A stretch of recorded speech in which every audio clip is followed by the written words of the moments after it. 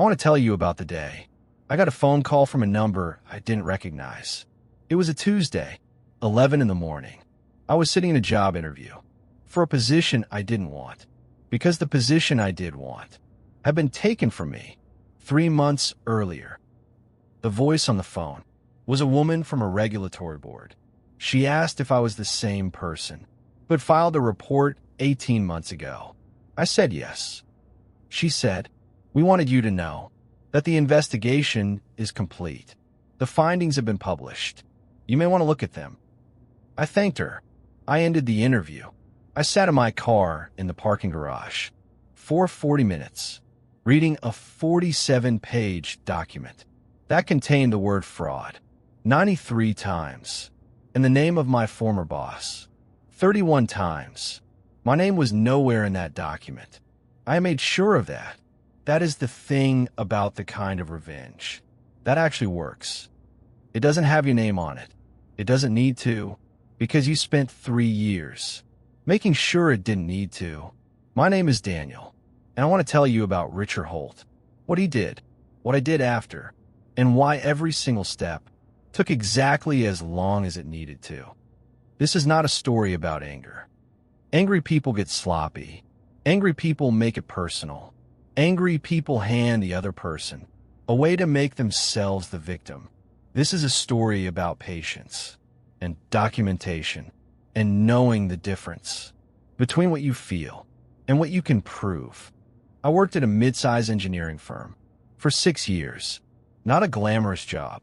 We designed environmental compliance systems for industrial manufacturers, the kind of work that nobody talks about at parties, but that matters enormously if you care about things like what goes into rivers.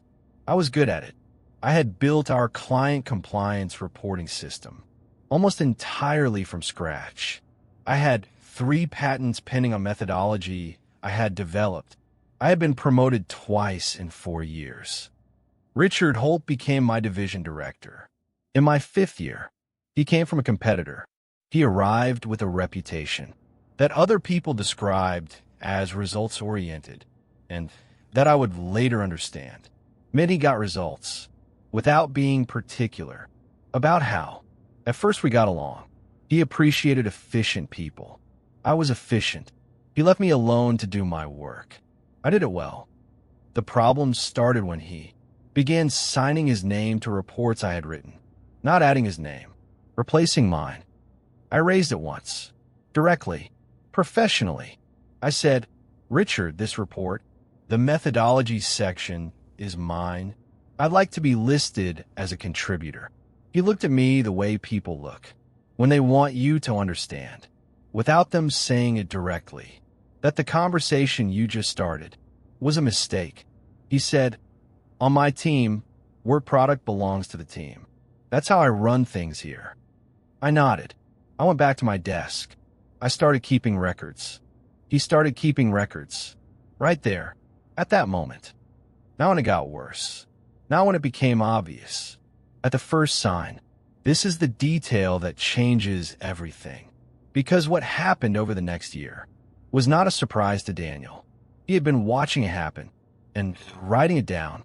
The entire time, the credit theft was bad. What came next was worse.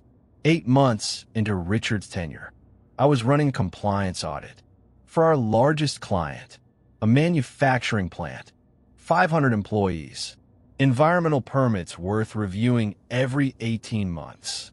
I found discrepancies, not small ones. The emissions data submitted to regulators did not match the internal monitoring data. The gap was not a rounding error.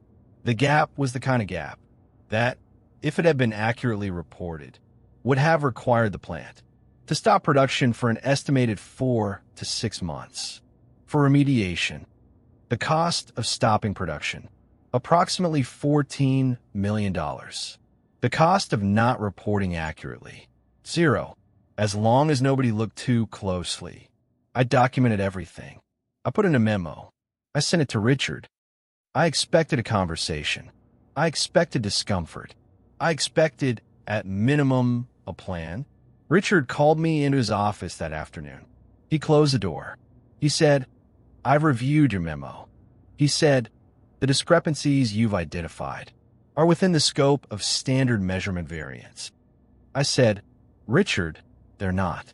I've run the numbers 3 ways. The variance is... He said, Daniel, I need you to trust me on this one. I've been in this industry for 20 years. I know what standard variance looks like. He slid my memo across the desk, back to me, with the word resolved, stamped across the top in red. I picked it up. I looked at the stamp. I said nothing. I went home. I made copies of everything. I put 1 set in a safety deposit box.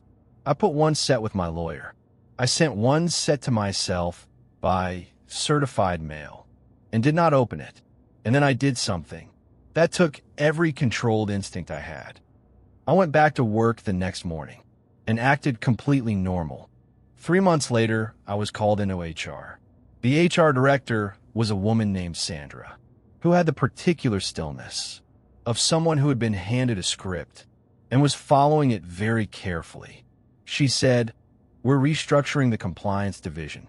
Your role has been eliminated. This is effective immediately."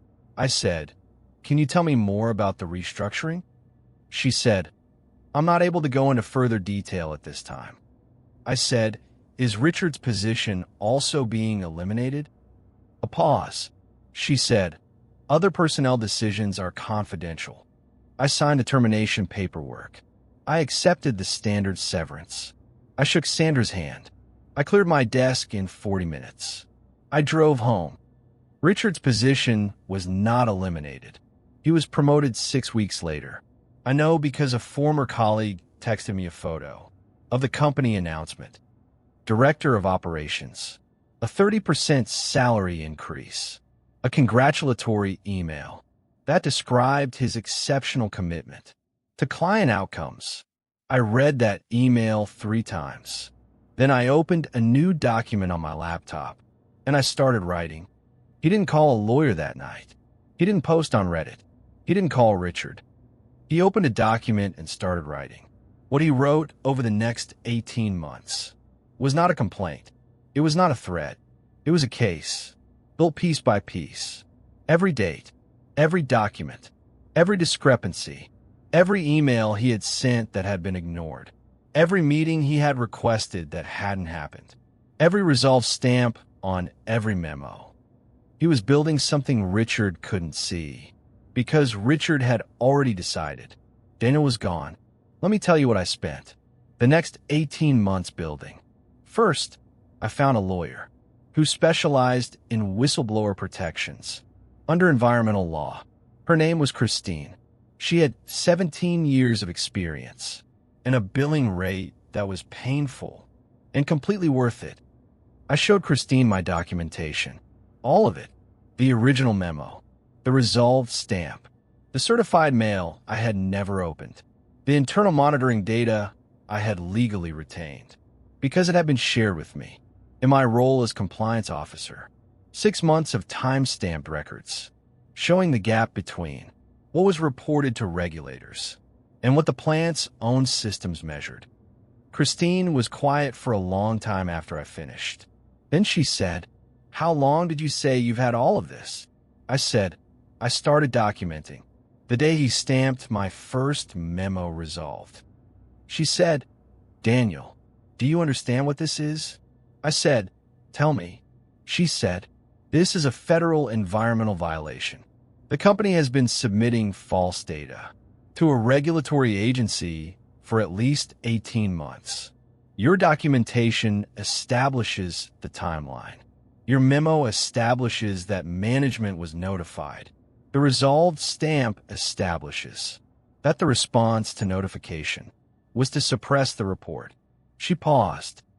"And your termination 3 months after that memo creates a timeline that any investigator will find very interesting." I said, "What do we do?" She said, "We file a whistleblower complaint with the EPA. We file a wrongful termination claim based on retaliatory dismissal, and we wait because the EPA does not move fast. But when it moves, it is thorough." I said, "How long?" She said, between 1 and 3 years, possibly longer. I said, okay. She looked at me, like she was checking if I understood what I was agreeing to. I understood. I want to tell you about the wait, because it was the hardest part, not the filing, not the documentation, the part where you have done everything you can do, and then you have to go live your life, while the mechanism moves at its own speed. I found another job, a smaller firm, less prestigious, considerably less painful. I rebuilt my professional reputation on my own terms. I got my 3 patents granted during that period on methodology Richard had been claiming as his own in reports with his name on them. That fact was in my documentation. Christine found it very useful. 18 months in, I heard through a former colleague that the EPA had contacted the company, that there had been a request for documents, that Richard had retained a personal attorney. I said nothing to anyone. I texted Christine. She texted back, I know. Stay quiet. I stayed quiet. 6 months after that, I heard that 2 other former employees had come forward with their own documentation, people I had not coordinated with, people who had noticed the same things and kept their own records, separately, independently, with their own certified mail they had never opened. I thought about that for a long time, about how many people in that building had been watching the same thing and writing things down in silence and saying nothing because they didn't know there were others doing the same. Richard had spent years assuming he was the smartest person in the rooms he controlled. He had not accounted for the people who were quiet because they were careful, not because they weren't watching. 3 people, all keeping records, none of them in contact. Richard saw one quiet person leave and assumed it was over. He didn't see the other 2. He didn't see Christine. He didn't see the certified envelopes. The most dangerous opponent is not the one in front of you. It's the one you already forgot about. The phone call came on a Tuesday, 3 years and 2 months, after I had sent my first memo to Richard and watched him stamp it resolved. The woman from the regulatory board was professional and precise. She said the investigation was complete. She said the findings were public record. She suggested I read them. I read all 47 pages in a parking garage in 40 minutes. I'm a fast reader when I need to be. The findings: the company had submitted falsified environmental data to federal regulators for a period of 22 months. The discrepancy between reported and actual emissions represented a material violation of their operating permits. The cover-up had been directed at the divisional level. A named individual, Richard Holt, Director of Operations, had been found to have actively suppressed internal compliance reports and to have authorized the continued submission of false data to federal agencies. The penalties: the company, $8.4 million in fines. Mandatory production shutdown for remediation, confirmed. Richard Holt, referred to the Department of Justice for criminal prosecution. Personal civil liability, pending. The wrongful termination claim, my claim, have been settled separately. I'm not able to share the amount. Christine told me it was, in her 17 years of practice, among the largest retaliatory dismissal settlements she had negotiated. I sat in that parking garage. I finished reading. I put my phone in my pocket. I sat there for another 20 minutes, just sitting, not celebrating, not calling anyone, just sitting with the weight of 3 years, finally settling into something that had an ending. Then I drove home. I made dinner. I called Christine. She said, "How do you feel?" I said, "I feel like I should eat something." She laughed. I think she understood. I want to tell you what happened to Richard, not because I want you to feel satisfied on my behalf, but because it is part of the story, and because leaving it out would be dishonest. He was terminated by the company 2 weeks after the investigation findings were published. The termination was described in the press release as a mutual decision to part ways. The Department of Justice investigation took another 14 months. At the end of it, Richard pleaded guilty to one count of making false statements to a federal agency. He was sentenced to 18 months of probation, a substantial personal fine, and a permanent bar from serving as an officer or director of any company holding federal environmental permits. His director of operations role is gone. His industry certifications are suspended. The company that promoted him spent $8.4 million on penalties his decisions caused. They are not, for what I understand, happy about that. He is, as far as I know, currently consulting independently for considerably less than he was making as director of operations. I have not spoken to him. I have no interest in speaking to him. I have no interest in him knowing how long I spent on this, or what it cost me, or what it felt like the day I read that document in a parking garage. Some satisfactions are private. That's the point of them. People on Reddit always want to know, was it worth it? 3 years. A settlement I can't discuss. A DOJ investigation with my name nowhere in it. A 47-page document with the word fraud 93 times. Was it worth it? I'll tell you what I think about instead. I think about a river that runs near that manufacturing plant. I think about what 22 months of inaccurately reported emissions means for whatever is downstream. I think about the 500 employees who work in a building where the compliance systems now actually work. I think about Christine, about what she said the day we filed the initial complaint. She said, most people who know what you know never do anything with it. They're afraid it won't matter, or they're afraid it will matter too much.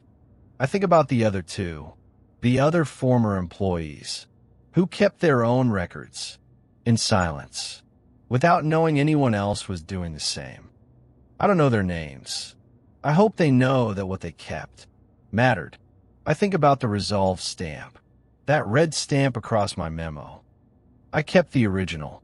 It's in a frame on my office wall now, not as a trophy, as a reminder of what it costs to stay quiet when you know something is wrong, and what it costs to not.